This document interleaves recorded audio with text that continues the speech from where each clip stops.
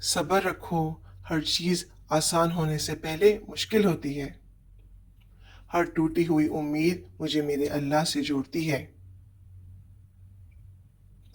تم وہ مانگتے ہو جو تمہیں اچھا نظر آتا ہے، اللہ وہ دیتا ہے جو تمہارے لیے اچھا ہوتا ہے۔ جو کسی کا برا نہیں چاہتے ان کے ساتھ کوئی برا نہیں کر سکتا، یہ میرے رب کا وعدہ ہے۔ حضرت علی رضی اللہ تعالیٰ عنہ نے فرمایا، ہمیشہ سچ بولو تاکہ تمہیں کبھی قسم کھانے کی ضرورت نہ پڑے۔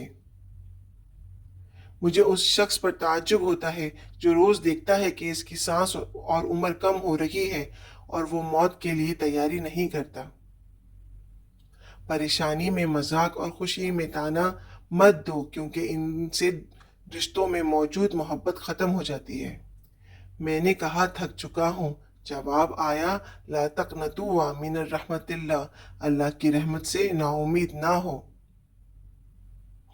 اللہ بہتر کرے گا، لیکن اگر اللہ نے بہتر نہ کیا تو مان رکھو اللہ بہترین کرے گا۔ ہم تکلیف کے جس مقام پر بھی ہوں، ہم سے آگے ضرور کچھ لوگ ہوتے ہیں، انہیں دیکھ کر ہمیں شکر کی لاٹھی تھام لینی چاہیے تاکہ راستہ سہولت سے کٹ سکے۔